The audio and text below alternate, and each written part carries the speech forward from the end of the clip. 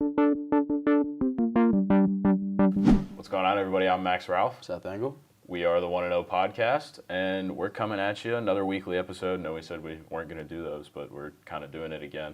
Kind of a transfer portal primer of sorts. I mean, the portal just opened up on Monday, December 5th, and things are getting hot and heavy, as James Franklin described it a week ago. It's quick. Penn State's got feelers out on a lot of guys. We are going to talk about a few positions that we think are probably biggest need, few guys, few specific names that are out there, but also a couple of interesting recruiting notes to talk about. So a lot of good stuff to talk about here before the Rose Bowl gets going. But Seth, biggest area of need in the transfer portal right away? I mean, biggest area of need, I think, has to be wide receiver. Yeah. And I think we saw that all season long. We expected a bigger year from Parker Washington, honestly, before his injury. And then you take into account his injury now and going into next season, and even the Rose Bowl, Penn State is a little thin at wide receiver, especially with Mitchell Tinsley graduating and going to the draft. So, I mean, I think there are a number of guys Penn State could potentially bring in via the transfer portal. There are a ton of connections there. Mm-hmm. I just think right now is a really exciting time. It's a very unique time in college football. I think we're starting to see the world of college football become more like the pros with every single offseason. Mm-hmm. And this one is just, I mean, there are hundreds of names in the transfer portal currently. There are players decommitting from schools that haven't even stepped on campus yet. I mean, and all this is all happening at once, right at the end of the regular season. I think it's interesting. I've actually seen a lot of this kind of discourse on Twitter over the past couple of days, but people are kind of worried that this is like what the future of college football is. This is what NIL and the transfer portal have done. And I do agree with you. It's becoming a little bit more like the pros. The fact that the portal opened on a specific date is kind of like free agency starting. It's weird. But one note that other people have made that I've thought about that is really interesting is a lot of these guys who are entering the portal right now, not all of them by any means, because it is still a big thing, but a lot of them are guys who were recruited in 2020 during COVID, when they couldn't go on campus, when they couldn't actually see, like they couldn't have a regular recruiting experience. They're committing to schools without really knowing anything, and you see a ton of those guys entering the portal. And conversely, lately we've seen a lot of guys being re-offered by Penn State who are on their radar back when that happened. So I think that's really interesting. I think that things are changing. I think that's very true. But I think this year might be a little bit more severe than other years because you have all these guys who were recruited during COVID that are now kind of getting their first regular recruiting experience. Yeah, and you talk about 2020 with COVID, and then you have to take into account the next season was 2021, which was the first year with NIL. Mm-hmm. So I think there is a lot of unknown in both of those recruiting cycles. You talk about COVID and the lack of having an actual visit, and then in 2021 it was all about NIL. We have to go to the school that's going to get us the most money. That's not necessarily, the best route for someone who's trying to make it to the NFL. Correct. You don't just go somewhere to make money in college. You're trying to set up your future. So I think after, 1 or 2 seasons of, experiencing the NIL world and experiencing, a certain program, I think players are reevaluating, what their, biggest desires are. Maybe it's not to make, a couple grand in a season. Mm-hmm. Maybe it's to make a couple million at the right program for them and then set themselves up well for the NFL. So I think, it's a little bit of both worlds there, and I think that's just natural. Mm-hmm. I think maybe we will see less of that in the future as NIL legislation gets passed down and the air starts to clear up a little bit. But, right now it is an absolute mess, and there are just hundreds of players in the transfer portal. So it's interesting. We mentioned that wide receiver is kind of the easiest position to say, okay, Penn State has to add because, like you said, Parker, he could come back. We talked about it on the last pod.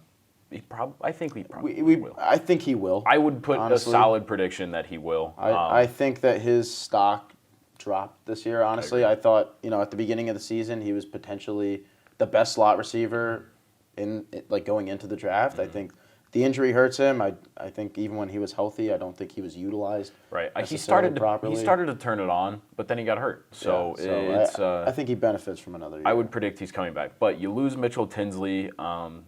You got to think that there are a couple guys who are probably going to leave that room. You don't know names, but you got to expect it maybe after the Rose Bowl's over. So you got to add in that spot. And I could see Penn State adding 2 receivers in this portal cycle, especially because a lot of the guys who they've already put feelers out on are guys who have a lot of eligibility remaining, guys who they had relationships with back in 2020. One of the biggest names who I'm specifically referencing here is Dante Thornton. He's a guy who, as soon as he entered the portal, Penn State was all over. He's a former Oregon wide receiver. He stands 6'5", 200 pounds.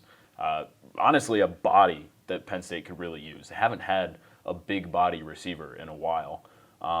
And he's also a Baltimore kid. He was once committed to Penn State. Yep. So that's one of the names that is like right away, makes sense, perfect fit. He's only a sophomore. Like that's a guy who Penn State could really help in landing. Yeah, I do think Thornton comes to Penn State. I think he is the favorite of the receivers in the transfer portal right now. I think that Penn State has the best shot to bring him in. Yeah. And Thornton was just breaking out too. Like he was. I don't think he was used, as much as maybe he should have been at Oregon. He had a couple, 100 receiving yard games near the end of the season.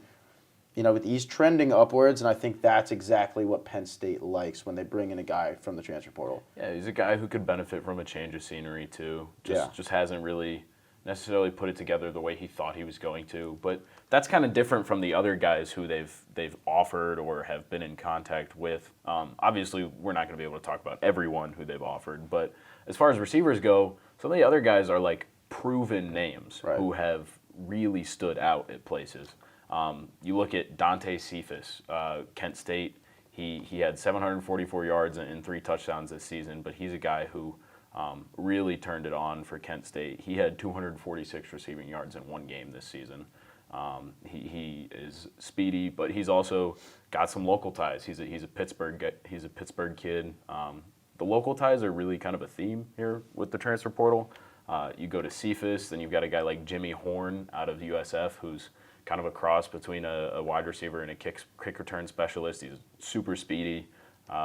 Dorian Singer out of Arizona, who we know Penn State has offered, had 1,100 receiving yards. I believe that led the Pac-12. Trey Harris, who is out of Louisiana Tech, had almost 1,000 receiving yards. It's different because, like we said, we get a guy in Thornton who's kind of unproven, had that relationship where a lot of these other guys have been multi-year contributors, but there are a lot of feelers out there for Penn State. Yeah, so we talked about Thornton. I do think Penn State is going to land him. Of the names that you just put out there, I think Dante Cephas and Dorian Singer are the 2 to keep a very close eye on. I agree. And it's all depending on how Penn State wants to run their offense next season.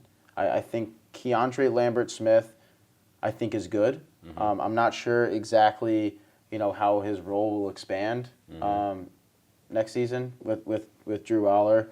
I do think that Penn State would benefit from bringing in two receivers. I agree. I think losing Tinsley, you bring in either Cephas or Singer to be that guy that's not a huge body, but he's a guy that kind of can play the Dotson role a little bit. Yeah, and then Dante Thornton's he's a true X. He is. He would be like Justin Shorter if Justin Shorter was in an offense that could actually throw him the ball. Kind of reminds you of like the way a Deshaun Hamilton would have played. Exactly. Like a big body, go make the tough catches. And I think Penn State could really use that type of receiver. I think they need that, especially if the offense changes at all with Aller under the helm, where it's let's take a couple more shots down the field. Obviously they're not going to stop running the ball with Nick Singleton and Katron Allen, but the passing game can change a little bit when you've got a guy who's got arm talent like Aller does. So you could really use that big body guy. But, beyond that, you mentioned Keandre, we mentioned Parker. You've got a few young guys who are coming in. Caden Saunders, you got to think is going to play a lot next year after redshirting this year. Harrison Wallace is a guy I think is going to have. Trey Wallace, could have a major role. He showed flashes for sure. Yeah. Jaden Dotton's an interesting one because he was seeing the field a lot early in the year, and then think he might have gotten hurt, but he was kind of non-existent by the end of the year. Yeah, I think he did deal with a bit of an injury around the mid-season point. I really don't know what's going to happen with Jaden Dodden. I think Malik Mega's almost in the same boat a little bit, where we heard great things about Dodden and Mega leading up to the season, and then they both just didn't really have that great of a role, and we saw other guys kind of, jump them in the depth chart. Obviously, Trey Wallace is, the biggest name there, but I'm not sure what happens. They very well could stay on roster, but those could be two names to watch. Keep an eye for, on, maybe after the Rose Bowl to enter the transfer portal. So we'll see. And Omari Evans burnt his red shirt this year. Well, yeah, there you go. And then Evans is there's up to a lack of receivers in the 2023 recruiting class, though. So you have to think that you'd like to bring in at least one guy, and probably two. I think two is the number, who have some remaining eligibility to be in this room. For sure. Until you can kind of reset it. So I think that's the number one need, and I think Penn State knows that because they have offered so many different receivers already. The other one that's kind of interesting, one name that just kind of stands out, a senior defensive back from Iowa, like a grad transfer, has been offered by Penn State. His name's Terry Roberts. He's from Erie, PA. Kind of wasn't super in the fold. I know he got hurt in the past year or two. He had an interception in 2022. But it's just interesting, some more depth on the back end in a position room that's losing Joey Porter Jr. and Jair Brown. You could always use defensive back help. And also, I think he's played a lot of special teams in his career. Penn State really needs a special teams ace. We've talked in the past of how valuable a guy like Drew Hartlaub was. They didn't have that this year, and that could be really helpful. So that's a name to keep an eye on. And then kind of a surprise to me, I guess it's another position where you can never have too much depth. But Penn State's actually been pretty active in the offensive line market in the transfer portal so far. There's one name that, it might be a long shot for Penn State to land, but has really stood out, is a Johnny Cornelius. He played at Rhode Island this past season. He's a sophomore. He stands 6'5", 310. Like, it's a big boy and a lot of size to play tackle. Offensive line took a huge step. You're getting Olu back. You're getting Drew Shelton to probably play on the other side, you guess, because he played so well down the stretch in place of Olu. It's not a position that really needs guys to plug and play, but you can never have too much depth, especially younger guys, because you do have, Hunter Norzad's gone. You have to assume Olu's gone after next year. Yeah. You have a guy like Sal Wormley who will be gone. Scruggs probably won't come back, maybe, but even if he does, he'll be gone. So you could use young depth that's ready to step in soon. So a position that you can never really have enough depth Right, at. especially when you consider, the offensive line was somewhat banged up this season anyway. Penn State went the last 3 or 4 games of the season with a makeshift line. Yeah. So, they've been a little banged up. We know Norzad had some injuries here and there. Olu obviously missed 4 games. There are just some guys who are rotating in and out. I think Franklin, kind of saw the success of having, great depth on the offensive line, and then, how important that could be to especially late in the season. But something that I kind of don't understand, and we're gonna flip the ball here, is Penn State doesn't seem to be recruiting, that heavily at defensive line. Yes. Which is a little confusing to me, given that after the Michigan game, that was the topic of concern, which was we're not big enough in the trenches. We can't compete with these offensive lines that have these, 6'5", 300-pound guys. Yeah. Mm-hmm. Why is Penn State not as active in the defensive line market? And then also, not just in the transfer portal, but also recruiting. Yeah, no, I agree with you. The high school recruiting is really interesting. That is definitely a need right now. The 2023 class has guys like Jameel Lyons, Tyreek Blanding, but it's not very deep on the defensive front. So, especially interior. They've got a couple of edge players who are really impressive, really good pickups, but it's true. And you take into account you lose PJ Mustipher this year. Right. Kezia Izzard has shown that he can be really solid. Hakeem Beamon is solid, but he's more of a pass rushing defensive tackle. It's interesting. But you need run stoppers, and Penn State doesn't necessarily have a lot of those. Devon Ellies, if he comes back, which he took part in senior day ceremonies, which was kind of a surprise to me. Maybe just because he was eligible to, who knows? But I think Zane Durant is also, a big name on the interior there. he is, but he's undersized. Yeah, so which, completely goes against everything. He's almost another Hakeem Beamon, but Yeah. a little smaller, honestly. Yeah, so I would expect Penn State to be in on interior defensive linemen before the portal closes. Yeah. And before this is all said and done, I have to assume they add at least something there. I feel like they have to. Yes, If they're not, because right now the 23 class has one interior D lineman, and it's Tariq Blanding. Yes. So they're gonna have to bring someone in there. But other than that, there have already been a few Penn State players to enter the portal. Yeah. One of the things I think is really interesting to look at with Penn State right now is how almost every team in the country, including Alabama, we see this every year, has a number of guys go into the portal. A number of guys who are impactful players. Yes. Penn State Hasn't hasn't really had that at all had it. this year. I'm just going to list off some of the guys that have entered. Christian Veyer, obviously the third-string quarterback. We all kind of assumed that was going to happen with Drew Allen on the rise, and he'll find a Power 5 program to start for. He should be great. Devon Townley, I think on Wednesday, it was either Wednesday or Sounds right. Tuesday, Yeah. entered the portal. He only played in 5 games Just never really caught over on. 2 years. Jeffrey Davis, I think, played in 2 games.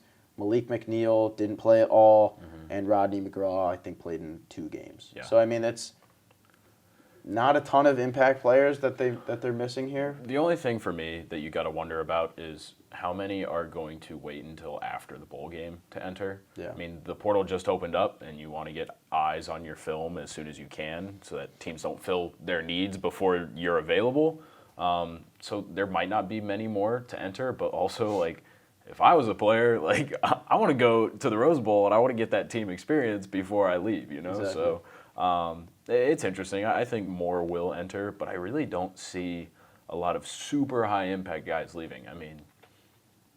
I think that's a testament to what James Franklin's building here. I think that's a testament to what people think next year can be for Penn State and the future. So I think that's a really good sign. And just kind of the last thing to hit on is recruiting.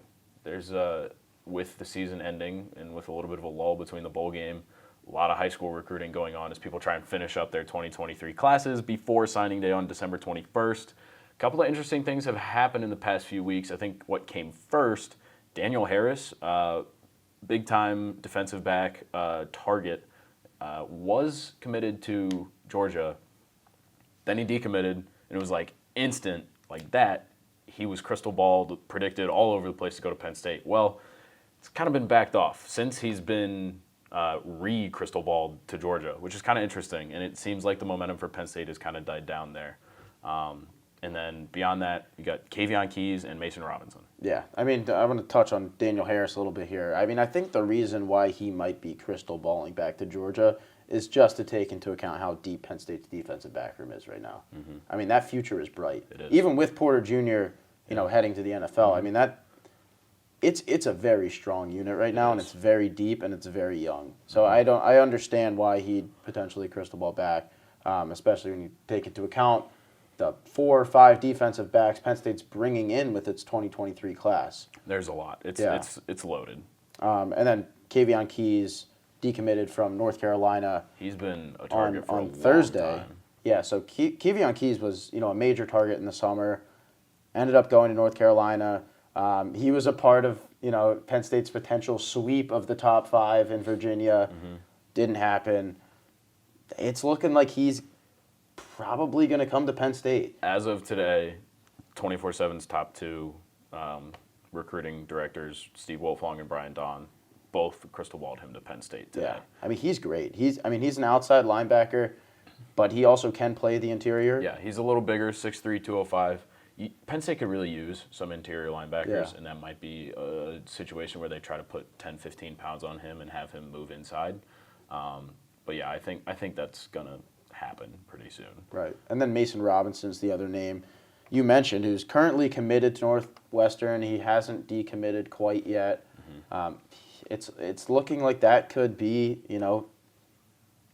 probable. Honestly, Yeah. He was another guy that was recruited very heavily in the summer. And he is a McDonough School product, which you've probably heard that name before. That's P.J. Mustafer, Devon Ellis, Curtis Jacobs, like Denai Dennis Hutton, all kinds of names. Huge ties there for Penn State.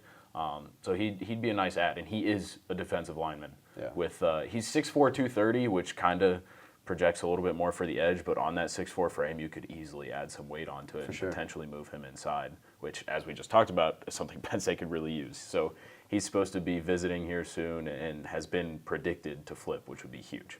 Yeah. Other than that, I mean, I think that's pretty much it. It's just there is a lot happening right now all at the same time, and just in terms of recruiting on one hand and then the transfer portal on the other. I mean, this is free agency. This is college football free agency. It's exciting, but it's novel, and no one really knows what's going on. We're all just adjusting to this. I know Coach Franklin is certainly adjusting to this. Yeah. Everyone is kind of just taking this on the fly. You know, whatever the NCAA says is okay, new things will come from that, and people will adjust. Yeah, it's all changing. And that's where we are right now. It's all still changing. It's really interesting, and it's fun. It's fun. I mean, bottom line is it's fun. It's It's interesting. But that'll do it for us. Big-time transfer portal primer. There's a lot going on. Expect Penn State to add a handful of names soon, in my opinion. So thanks for watching. Keep following along with us at collegian.psu.edu and on Twitter at PSU Footblog and Want to Know Pod.